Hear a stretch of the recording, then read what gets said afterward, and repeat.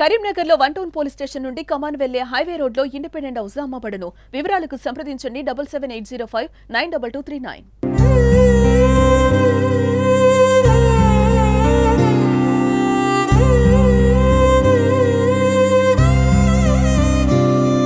నేను ఎట్లా బతకాలి దేవుడు? మన ముగ్గురు వెళ్ళారు దేవుడు, నేను వీళ్ళని ఎట్లా దానాలి దేవుడు?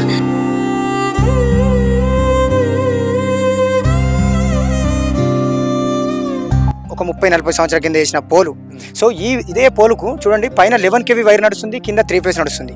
ఎక్కడైనా అధికార నిర్లక్ష్యమా నాయకుల పాపమా అర్థమవుతలేదు.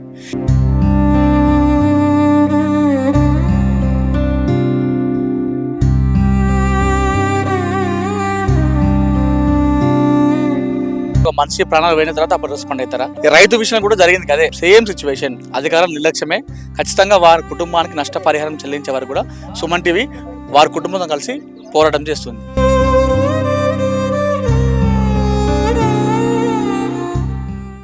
కరెంట్ షాక్ తో యువ రైతు మరణించిన ఘటన కరీంనగర్ జిల్లాలో చోటు చేసుకుంది. కరీంనగర్ జిల్లా గంగాధర మండలం పురిక్యాలలోని ఒక యువ రైతు నిన్న తన పొలం వద్ద కరెంటు స్విచ్ ఆన్ చేసే సందర్భంలో ఆ విద్యుత్ దాదంతో నిన్న మరణించడం జరిగింది. ప్రస్తుతం వారి కుటుంబంలో విషాదం నెలకొంది. ఇంట్లో అంతా కూడా కుటుంబ సభ్యులు, వారి భార్య రోదనలతో మిన్నంటాయని చెప్పుకోవచ్చు. యువ రైతు ఒక్కసారి విద్యుత్ దాదంతో మరణించడంతో పుట్టడి దుఃఖంలో కుటుంబ సభ్యులు అందరూ కూడా మునిగిపోయిన ఘటన నెలకొంది. ప్రస్తుతం ఈ గ్రామంలో విషాద ఛాయలు అనుకున్నాయి. ఆ యువ రైతు భార్య విలిపిస్తున్న ఘటన కూడా మనం చూసుకోవచ్చు. వాళ్ళ పిల్లలు చాలా చిన్నవాళ్ళు. అధికారుల నిర్లక్ష్యం వల్లే జరుగుతున్నట్టుగా చాలా మంది గ్రామస్తులు కూడా చెప్తున్నారు. పరిస్థితి నెలకొంది. అసలు ఏం జరిగింది అనే విషయాన్ని కూడా మనం ఒకసారి వారి కుటుంబ సభ్యులతో మాట్లాడదాం. చిన్న పిల్లలు అందరూ కూడా ఏడుస్తున్నారు. వారి భార్యతో మాట్లాడితే ప్రయత్నిస్తాం. అమ్మ చెప్పండి అమ్మ, అమ్మ ఏం జరిగింది అమ్మ? కరెంటు కాడికి రోజు పోయినట్టే వేడు. నేను ఊరుకోయి వచ్చే వరకు దేవుడా, మేము 8 నేను 7 నుంచే ఫోన్లు చేస్తున్నా. అది మొద్దున పెట్టినప్పుడు కాలేదు షాకు, అది బంద్ చేయంగానే వచ్చినట్టుంది. ఆ వైరు చూసుకోలేదు దేవుడు. నా దేవుడు వెనక ముందు చూసుకొని బంద్ చేసుకును. నా దేవుడు గట్టెట్లా అయిపోయినా దేవుడు, నన్ను అడువమ్మని దేవుడు, నువ్వు ఇటువేనవా దేవుడు? నేను ఎట్లా బతకాలి దేవుడు? మన ముగ్గురు వెళ్ళారు దేవుడు, నేను వీళ్ళని ఎట్లా దానాలి దేవుడు? మనకేమాది దేవుడు, మనకి బతికెట్లా రా దేవుడు? అది కరెంటు పోలు బాగా లేదన్నట్టుగా చెప్తున్నారు గ్రామస్తులు. విద్యుత్ అధికారులు సరిగ్గా స్పందించలేదు, దాని మరమ్మతులు చేయలేదన్నట్టుగా చెప్తున్నారు. అది కరెక్ట్ లేదు, ఆ డబ్బా కరెక్ట్ లేదు. నేను చెప్పిన ఆ డబ్బా మంచిగా లేదు. అది ఇనుప డబ్బా, అది కౌలు భూమి. మేము సొంత భూమిని ఏడొక్కిత్తేలే దేవుడా, ఇక్కడక్కడ కౌల కొట్టి వేసుకున్నావే దేవుడా, నా పిల్లల దాదాలని దేవుడా, అక్కడిక్కడ కౌల కొట్టి వేసిండు దేవుడు. అది ఇనుప డబ్బా దేవుడా, నీ మరుపు రాదు దేవుడా, నేను ఎట్లా బతుకు? కుటుంబం అంతా కూడా పుట్టడు దుఃఖంలో మునిగిన పరిస్థితి నెలకొన్నది. అది మరమ్మతులు చేపేయలేదు విద్యుత్ అధికారులు. అది మొత్తం కూడా శీతలవాసం చేరింది. కరెంటు పోల్ కూడా దానిపైన 11 kV వైర్లు కూడా తాకడంతో విద్యుత్ దాగం కలిగింది. దానివల్లే యువ రైతు చనిపోయినట్టు కూడా వారి భార్య కూడా చెప్తున్న పరిస్థితి కూడా మనం చూసుకోవచ్చు. ప్రస్తుతం అదే పుట్టడు దుఃఖంలో మునిగిపోయారు కుటుంబ సభ్యులంతా కూడా. అతను కొంతమంది రైతులు ఉన్నారు, అది ఏ విధంగా జరిగింది అన్నట్టుగా వాళ్ళు చెప్తామని చెప్తున్నారు. సో ఒకసారి స్పాట్కి వెళ్దాం. ఆ స్పాట్కి వెళ్ళి ఆ విద్యుత్ అధికారుల నిర్లక్ష్యం ఏంటని చెప్పేసి అది చూసే ప్రయత్నం చేద్దాం.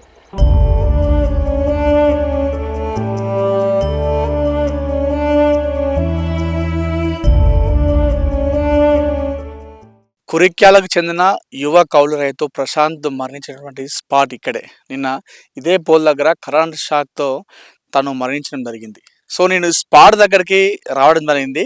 ఈ స్పాట్కి వస్తున్న నేపథ్యంలో చాలా ఈ స్తంభాలు కూడా మొత్తం కిందికి ఆనిపోయి చాలా ప్రమాదకరంగా నాకు దర్శనం ఇచ్చినాయి. ఎంత అంటే ఒక రైతు నడుచుకుంటూ వెళ్తే ఆ రైతుకు కరెంట్ ఆ వైర్లు అనేది తగులుతాయి. సో అంత దారుణమైన పరిస్థితిలో నాకు కొన్ని స్తంభాలు కనిపించినాయి. ఈ పోల్ కూడా చాలా శీతలావస్థ చేరింది, చాలా పాతది. మిగతా పోల్స్ అన్ని కూడా చూసుకుంటే కొత్తగా ఉన్నాయి. నిన్న ఏదైతే యువ రైతు కౌలు రైతు చనిపోయిన ఇది ఉందో స్తంభం ఉందో, ఇది చాలా శీతలావస్థలో ఉంది.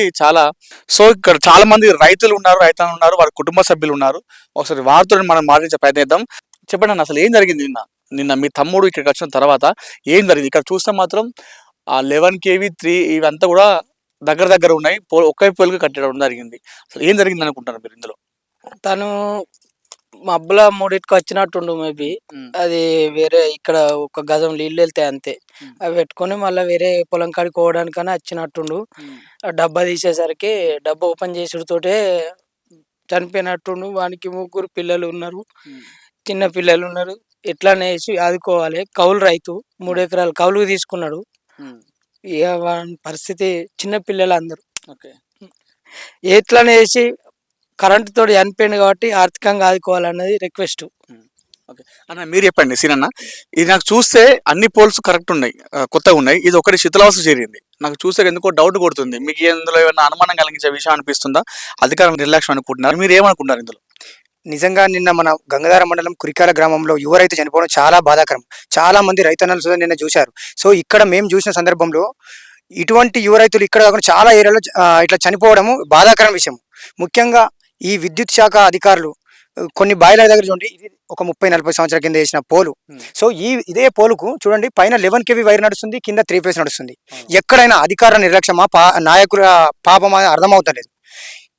చూడండి, పైనుంచి 2 లైన్లు ఒకటే పోలుకి ఇచ్చినాము.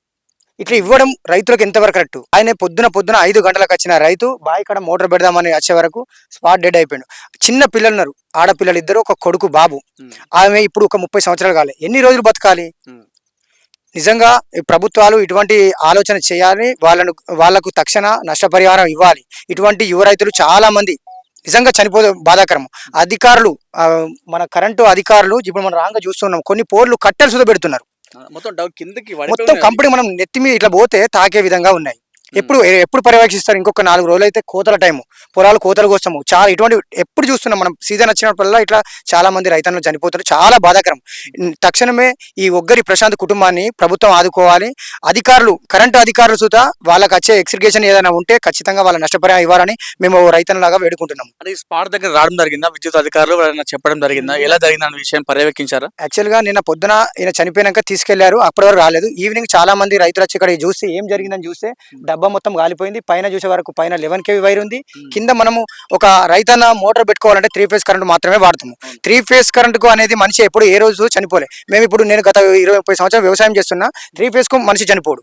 ఎందుకంటే ఇక్కడ 2 వైర్లు జాయింట్ అయినాయి కాబట్టి చూడండి, డబ్బా మొత్తం అట్లా ఎప్పుడు ఒక పోలుకు సుధా మొత్తం అలా కరిగిపోయింది అంటే దాన్ని మనం అర్థం చేసుకోవచ్చు. అధికారులు సుధా కొంచెం ఆలోచన చేయండి, ఎందుకంటే ఆ కుటుంబాన్ని ఆదుకోవాల్సిన పరిస్థితి ఖచ్చితంగా ఉన్నది. ఇక్కడ లోకల్లో ఉన్న ఎమ్మెల్యే గారు కానీ, మిగతా ఇంతవరకు ఉన్న ఎమ్మెల్యే కానీ వచ్చి వెళ్ళిపోయారట. ఆ కుటుంబాన్ని ఆర్థికంగా ఖచ్చితంగా ఆదుకోవాలి, అధికారులు ఖచ్చితంగా ఆదుకోవాలి. ఎందుకంటే ముఖ్యంగా ఈయన చేసింది అంటే కౌలు రైతు.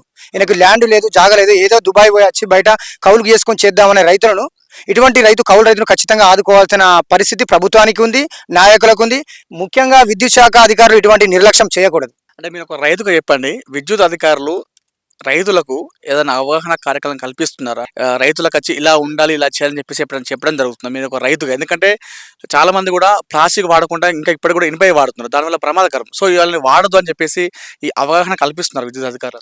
లేదండి, చాలా సార్లు మేము ఇప్పుడు గత ఒక 10 సంవత్సరాల నుంచి చూస్తున్నాము. అధికారులు అప్పుడు ఎగ్జాంపుల్ చెప్తాను, అప్పుడు ప్రభుత్వం కానీ ఇప్పుడు ప్రభుత్వం కానీ రైతులకు ఖచ్చితంగా కొన్ని ఇన్సూరెన్స్ అన్న కట్టియాలి. ఎప్పుడు వచ్చి మాకు ఇట్లాంటి అవేర్నెస్ ప్రోగ్రామ్ చేయాలి. ఎందుకంటే వర్షాలు పడ్డప్పుడు కానీ, ఈ తుఫాన్లు వచ్చినప్పుడు కానీ రైతులు ఎందుకంటే చెట్టనక పుట్టనక రాత్రి అనక తెల్లందాకా పొద్దురాక తిరుగుతూ ఉంటారు. ఇప్పుడు ఈ రాత్రి మనం ఇప్పుడు చూసిన ఒక 4 కిలోమీటర్ దూరం వచ్చినాం, ఎక్కడ ఎన్ని గుంతలు ఉన్నాయేమో తెలియదు. సో అధికారులు ఏంటంటే విద్యుత్ కాడికి వచ్చేటప్పుడు విద్యుత్ అధికారులు, ఒక లైన్ మెన్ కానీ, పై ఏఓ కానీ మిగతా వాళ్ళందరూ సంబంధిత అధికారులు మొత్తము రైతులకు అవేర్నెస్ ప్రోగ్రామ్ చేయాలి. ఎందుకంటే ఒక ప్రాణం విలువ ఏంది అంటే డబ్బులతో రాదు. అలా ఆయన మీద ఆధారపడి వాళ్ళ కుటుంబము, భార్య, తల్లిదండ్రులు అందరూ ఉంటారు కాబట్టి సో అధికారులు మాత్రము, ప్రభుత్వాలు కానీ ఇటువంటి వాళ్ళ అవేర్నెస్ ప్రోగ్రామ్ చేయాలని ఒక రైతన్నగా నా ఆవేదన. దూరంకి వెళ్ళి చూస్తుంటే ఒక పోల్ మొత్తం ఇందాక మనం మాట్లాడుకున్నాం చాలా కిందికే పడిపోయి ఉన్నది. మరి అక్కడ రైతు చెప్పట్లేదా, లేకపోతే చెప్పిన అధికారులు పట్టించుకోవట్లేదా? అసలు ఇలాంటి గ్రామాలలో చాలా వస్తున్నాం. కొంతమంది ఫోన్ చేసినప్పుడు కూడా అధికారులు పట్టించుకోరు. అంటే కొంతమంది చాలా మంది రెస్పాన్సిబుల్ తీసుకుంటారు, పట్టించుకుంటారు. చాలా ప్లేస్లలో కూడా కొంచెం మారుమూల గ్రామాలకు పోతే అక్కడ చెప్పేవాళ్ళు ఉండరు, చేయలేదు, ఎందుకు చెప్పుడులే అని చెప్పి రైతన్న కావాల్సిందే పంట పండినామా, పోయినామా, కోసుకున్నామా, నా పని అయిపోయిందని మాత్రమే చూస్తాం. నేనైనా అంతే. సో అక్కడ ఆపద వచ్చేదాకా ఎవరు చెప్పరు. సో రైతులకైనా ఒక యూనిటీ, ఒక కమిట్మెంట్ అనేది ఏది ఉంటుంది. ఎందుకంటే గట్టిగా మాట్లాడినామంటే ఏదో ఉంటుంది కదా, అంత దాంతో సంబంధం ఉంటుంది. ఎందుకంటే అధికారులు సుతా ఏంటంటే ఇప్పుడు ఇట్లాంటి కట్టెలు పెట్టుడు ఇప్పుడు మనం అప్పటి తరంలో లేము, అంత టెక్నాలజీ మారింది, ప్రభుత్వాలు మారినాయి. ప్రభుత్వం సుతా ఏంటంటే ఎక్కడ ఇమీడియట్లీ పని కావాలంటే అక్కడ చేయాలి. అట్లాంటివి ఏం జరగడం లేదు. రైతు చెప్తాడు, రైతు ఏంటంటే అక్కడ వైర్లు ఆగుతున్నాయి అంటారు కానీ నాకు కాదు, సంబంధం లేదు, ఇంకోరు చేస్తారు ఇట్లా వెళ్ళిపోతూనే ఉంటుంది. దాటి వేసే ప్రయత్నము. రైతు పర్టికులర్ చెప్తే ఏదైనా పని జరుగుతుందని ఉందా? ఏ డిపార్ట్మెంట్ లో రైతు చెప్తే పని జరగదు. అది 100% రైతుకు తెలుసు. చెప్పు బాబు, ఏంది అది గంత ఘోరంగా కిందికి అంగున్నది? హెల్పర్కు సారు ఫోన్ చేసి చెప్పిన మధు పోల్ పడిపోతుంది అంటే అది గట్టెట్లా పడుతుంది అని. అప్పుడు పోల్ వేయంగా చిన్నగా పొక్కతోటి అట్లనే వేసారు. నా బిడ్డ అప్పుడు లైన్ కుందాగా బిడ్డ పెళ్లి ఉంది, మీద వేసారు పడుతుందని లైన్ మీదకి చేసిన.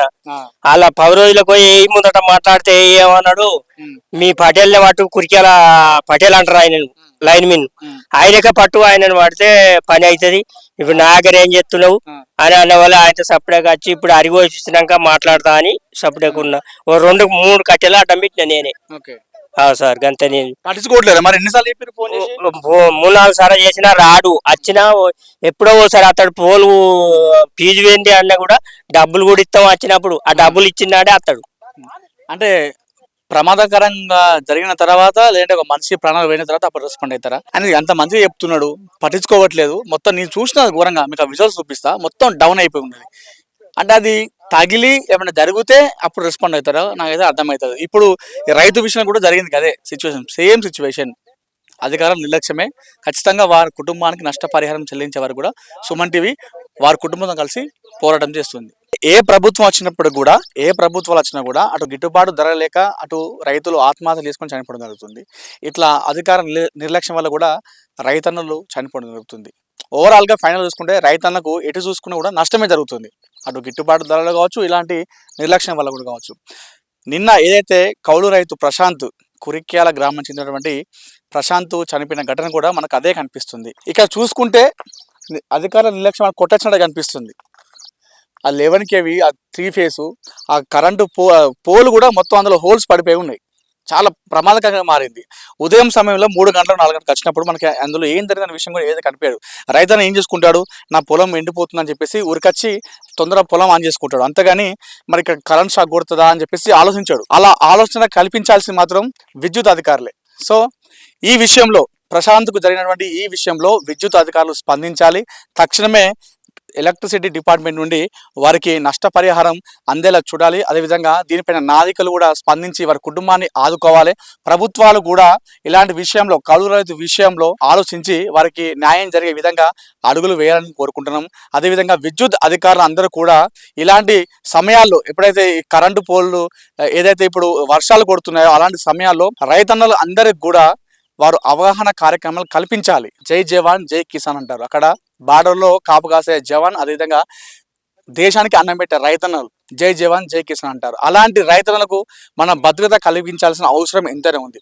సో ప్రశాంత్ కుటుంబాన్ని ఆదుకోవాలి. అటు విద్యుత్ అధికారులు, నాయకులు, ప్రభుత్వాలు, వారికి 3 పిల్లలు ఉన్నారు, చిన్న పిల్లలు, వారి కుటుంబాన్ని ఆర్థికంగా ఆదుకోవాలని సుమన్ టీవీ కోరుకుంటుంది. కెమెరా పర్సన్ కుమార్తో అనిల్, సుమన్ టీవీ, కురిక్యాల నుండి.